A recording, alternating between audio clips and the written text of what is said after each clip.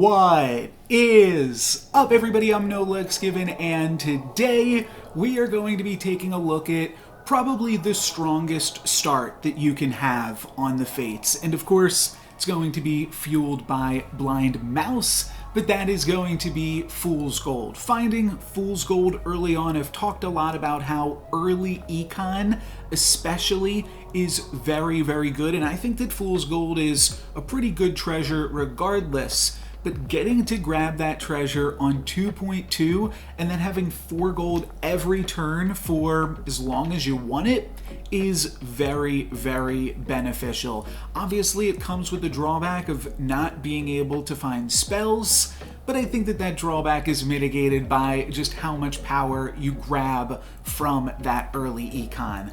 I log onto the shop in case our tier 4 treasure is Forking Rod. That way we can double make use of this roll the die here, but it's going to be Fool's Gold, which I'm always super happy to pick up. I think Gloves of Thieving and Coin of Sharing can also be very fun, but you're not going to see me passing up a Fool's Gold on the Fates because it's just going to give us so many options. The only option that we won't have is picking up XP though, so that is definitely something to be mindful of. We won't be able to get XP until we get rid of the Fool's Gold, which usually can happen. You can get rid of the Fool's Gold because with so much extra econ, you wind up finding a whole bunch more treasures as well. Unfortunately, we take a ton of damage from this shop, but this feels like a Goldilocks turn here on 3.0 because our entire shop is level 3 characters for some reason, and we get to pick up some good ones. Stag plus Princess White plus a doubly.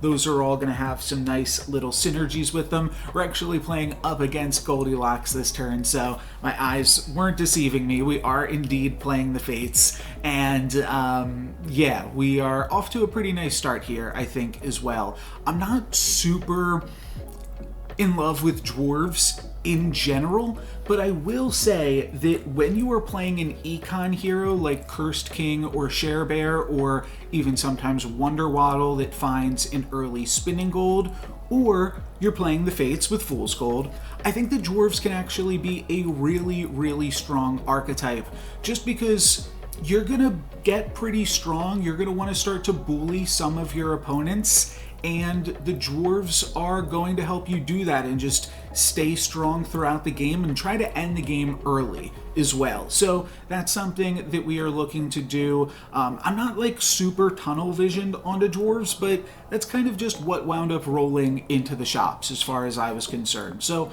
wind up picking up a few more dwarves here, and now at this point, we're at least going to finish the treasure off of Princess White, right? But I do think that actually Fool's Gold plus Princess White is a nice little combo because it gives you that extra gold to be able to purchase these dwarves, and then will give you that tier 3 treasure once you've completed your questing. So now we're playing up against Zippy the Zombie. They have not quite activated. They're going to activate after this turn, so not too big of a deal, but we don't get our stag attack, which is a little bit unfortunate. We will just barely wind up grabbing the win there, which is really good because then it means we don't have to worry about Zippy the Zombie with some bonus XP on top of everything else. Pick up a Cindy because it's free, which doesn't do much, but it does remove Cinderella from the pool, which is kind of interesting. And then we wind up tripling Crafty. I'm just going to take Jack's Jumpin' Beans there because that is the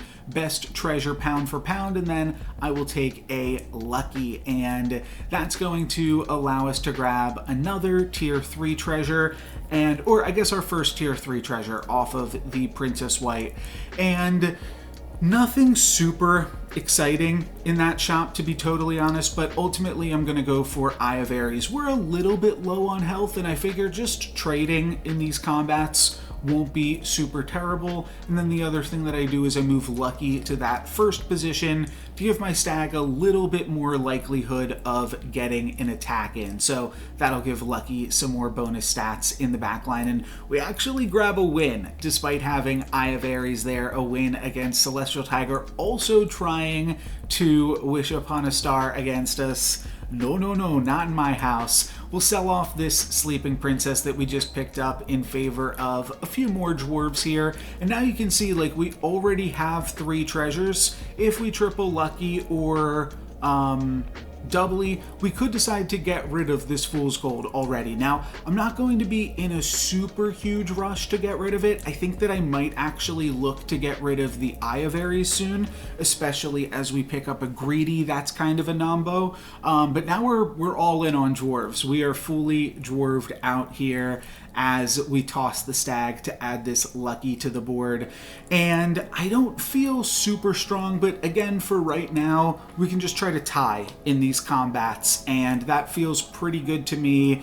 We do have an econ advantage. We would like to start grabbing some wins eventually, but for right now, grabbing some ties, grabbing some additional gold, then at some point we'll toss this fool's gold and maybe try to grab some XP and grab a lead that way. We're actually still managing to grab wins, surprisingly, but I'm going to grab this lucky, like I said, right here. And Merlin's hat is kind of tempting, but ultimately I am just going to go for the helm and tossing that Eye of Ares, just so that way we can potentially make these greedies work. And when I say these greedies, I mean these ones. We wind up finding even more greedies here. And at this point, I think we've got enough gold off of greedies that I can go ahead and toss that fool's gold. It brought us to this point, which I think is really good. And that's like an important thing to recognize out of fool's gold.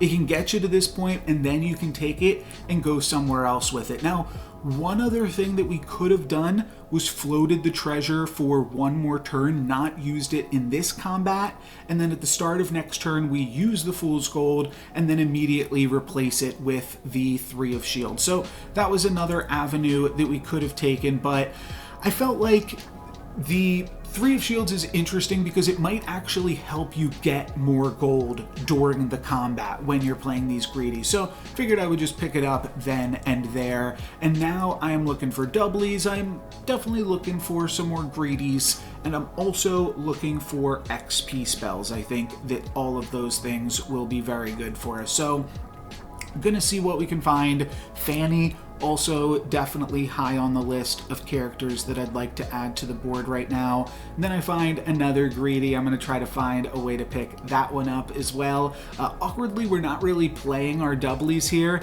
because they're just a little bit smaller than the other characters that we have, but if we can triple it, we can definitely make that a little bit stronger. I don't like any of these treasure options, so I think I'm just going to wind up skipping, and then I'll probably just pick up this golden chicken, to be honest. There's also the option to stone skin on the upgraded greedy. Okay, fair enough. I go for that. I also think that that's a pretty good play, just because, again, there's a chance it pays for itself. If that stone skin helps the greedy survive one time, then it gives you the 2 gold that you otherwise would have gotten from activating there, and it almost did if the Queen of Hearts had attacked into that. So almost worked out very, very well in that capacity. And despite not having Fool's Gold anymore, it feels like we do. We've got 5 extra gold to make use of this turn just because of our greedies. So going to be able to pick up this Tweedle basically for free, and then we'll get to triple one of our greedies. So that's nice as well. I feel like I'm saying greedy so often. It's starting to lose all meaning. Coin of Sharon, definitely an interesting option here, but ultimately going to decide to skip that treasure. I do a little bit of a fake out, and you'll also notice that I'm rolling past Angries right now. Ultimately, Angry does not make the end game comp on dwarves, and I don't have a Ring of Meteors, though I would have loved a Ring of Meteors this game to activate all the greedies, but I don't have one. So I'm not going to worry about trying to add Angries to the board, because that 5 gold that you spend on Angry could be spent in trying to pick up some XP. So I'd much rather find some of that. There you can see the stone skin saving that greedy. I'm not sure which one just got saved there, but we've got a greedy hanging on with 4 health. So I'll count it there. And there we have our other greedy hanging on with 4 health. So whichever one it was, the stone skin paid for itself. We do wind up taking a little bit of damage here, but we're still pretty strong, and we've got a ton of extra gold to make use of this turn. I'll pick up a few golden chickens as well. Then I'm really looking for XP. I will take a Tweedle. We'll triple that up, and There's an interesting option here. If we knew that we could find XP, we could take Hand of Midas, but otherwise we're just doing nothing this turn and next. So I just wind up taking the Horn of Olympus because we've got these double fannies going on, and while that was definitely a questionable decision, I ultimately am going to be pretty happy with that one, as I wind up unable to find any XP spells over the next 2 turns, and I'm just going to wind up rolling down here while looking for it. I do find a fanny, so we'll add that to the board, but yeah, just unfortunately no XP to add, and do wind up wasting some gold there, unfortunately, but nothing I could have done. We will get a bunch of extra gold again this turn from all of our greedies, so that part is going pretty well, though my opponent, again, like pretty strong, where Duplicator Romeo is going to be a little bit to battle through, and we ultimately do wind up taking a little bit more damage here, but yeah, again, like I still feel pretty strong, and if we can take all of this excess gold and roll this into, just by the way, so many high-hoes. Fine, I'll take a high-ho if I must. The game like forcing me to do so. But yeah, if we can take some of this extra gold into 6.0, we are going to grab an extra gold from fighting up against Sharebear. There's our XP spell finally after I get baited into the 3rd high-ho. But yeah, the play is that we'll just hope to roll and try to find some Lordies as soon as possible. And if we can do so, I think we actually do have a reasonable chance to try to win this lobby just off of hitting that huge power spike of finding some Lordies. But we'll see how it goes. The greedies are going to actually start to fall off, and I believe that up against, oh no, okay, yeah, our greedies are good up against this opponent. Medusa attacks into doubly there, and our greedies get some nice little hits against all of these other things that my opponents are doing. So we're going to have a bunch of extra gold going into 6.0, which is really nice. And then, like I said, one more from, yeah, a bunch more from all of these spells, and then one more even from my opponent being Sharebear. But this was a really, really good fight for us. Let's see, how much extra gold did we grab here? This must be, yeah, above, wow, 36, triple the gold. So we actually have a little bit of leniency to pick up basically whatever we want here. So I'm going to spend some of my gold picking up these fannies as well, because we are playing Horn.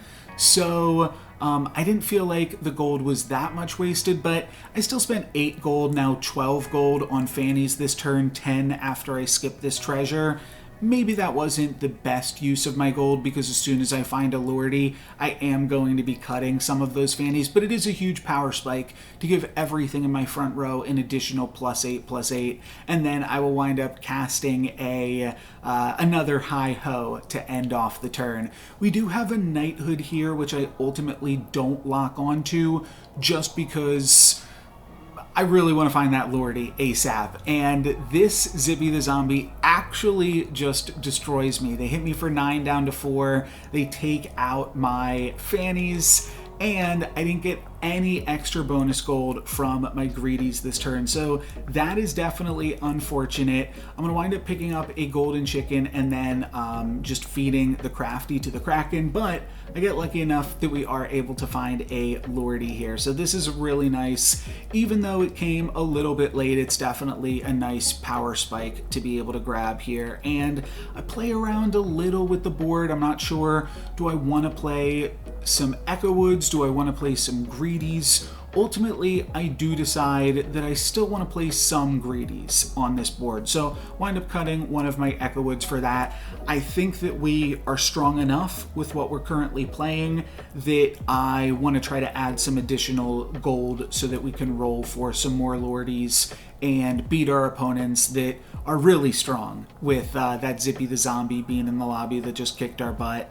Though it was still like kind of a close one, we're definitely going to want some more stats for the next time we fight them, I think. But we've got some more stats in the form of this Lordy. Our Echo Wood up to 100. That's going to be able to survive some spells now, and then once the Tweedle dies, the Echo Wood obviously gets really, really big there. My opponent hasn't really changed their board much since since we just played them a few turns ago, so we're going to be able to get an easy little kill here onto Sharon, and we're on to the finals. So this one is almost over. We're playing up against that Zippy the zombie yet again, and we've got some extra gold to do so from our greedy play on the previous turn, but this is looking good. We pick up a second Lordy. I'm going to go ahead and put in the second Echo Wood at this point, and then I'm just going to lock onto Knighthood. I can't sell for it this turn. That would be way too crazy, but ultimately, yeah, I do think that this will put us in a nice position, and I even think about just picking up this Cupid and playing that, though after taking another look at my opponent's comp, it's not really a comp that you want to Cupid against. They've got a full ranged backline, so that was a little bit silly, but the other reason I do that is just to clear out the shop a little bit. It cost us 1 gold. I could have bought something else or whatever, but this is fine. Doom Breath not going to be big enough to kill anything at this point, and then my Echo Woods are quite large. One of them is basically going to trade with Scion of the Storm there, and then it returns, so a little bit awkward, but Tweedle is able to hold the line in the front, and then the Echo Woods can clean it up in the back, just being barely a little bit bigger than that Scion of the Storm that my opponent had going on. So there you go.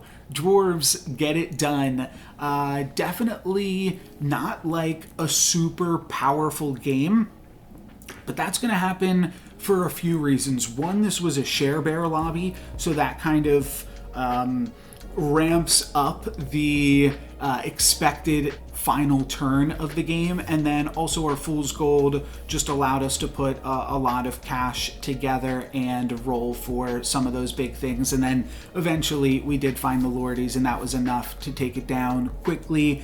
If we had let that Zippy the zombie play out for a few more turns, they probably would have found something that could have beat us, but that's the power of just getting it done quick with some dwarves. That's going to be it for me today, guys. Thank you very much for watching.